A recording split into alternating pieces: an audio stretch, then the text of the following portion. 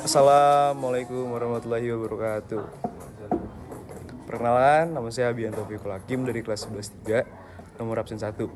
Halo semuanya, pada kesempatan kali ini saya akan menjelaskan tentang serangan Jepang ke Indonesia.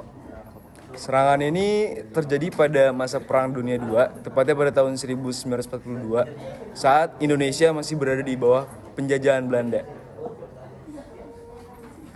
Kedatangan Jepang ke Indonesia bukan untuk membebaskan rakyat, melainkan untuk menguasai wilayah dan sumber daya alam yang sangat dibutuhkan Jepang untuk keperluan perangnya.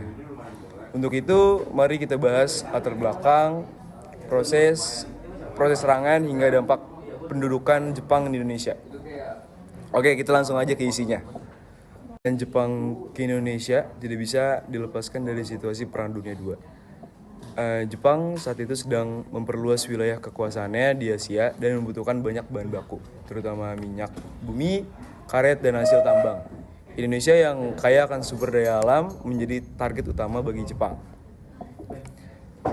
Serangan besar Jepang dimulai setelah Jepang menyerang Pearl Harbor pada 7 Desember 1941.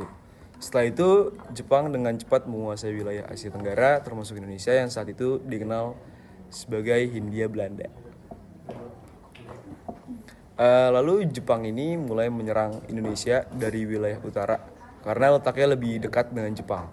Daerah pertama yang diserang adalah Tarakan di Kalimantan Timur pada 11 Januari 1942. Tarakan ini menjadi sasaran karena memiliki ladang minyak penting. Setelah Tarakan, Jepang juga menyerang Balikpapan yang merupakan pusat minyak bumi terbesar di Indonesia.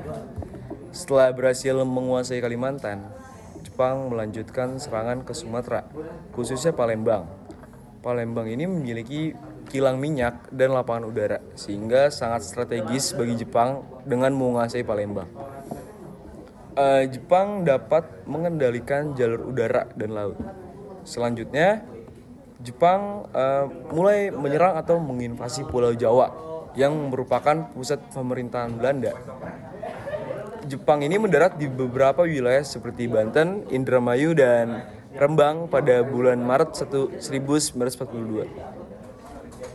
Serangan Jepang yang cepat dan terorganisir membuat pasukan Belanda kewalahan. Persenjataan Jepang lebih modern dan jumlah pasukannya lebih besar.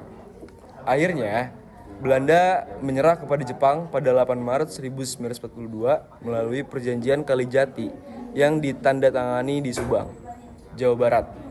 Dengan perjanjian Jepang dan Belanda ini, berakhirlah penjajahan Belanda dan dimulailah masa pendudukan Jepang di Indonesia. Pada awal pendudukannya, Jepang berusaha menarik simpati rakyat Indonesia. Jepang menyebut dirinya sebagai saudara tua dan menyebarkan propaganda gerakan 3A, yaitu Jepang Pemimpin Asia, kedua Jepang Pelindung Asia, dan yang ketiga Jepang Cahaya Asia. Namun kenyataannya, kehidupan rakyat Indonesia justru semakin menderita. Jepang ini menerapkan kerja paksa atau romusa, merampas hasil panen rakyat, serta membatasi kebebasan masyarakat. Banyak rakyat Indonesia yang hidup dalam kesulitan pada masa ini. Meskipun demikian, pendudukan Jepang juga membawa dampak penting.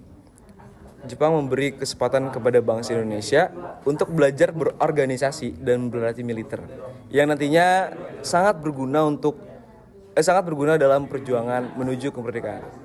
Ya, sekian dari saya tentang penyerangan Jepang ke Indonesia. Terima kasih. Wassalamualaikum warahmatullahi wabarakatuh.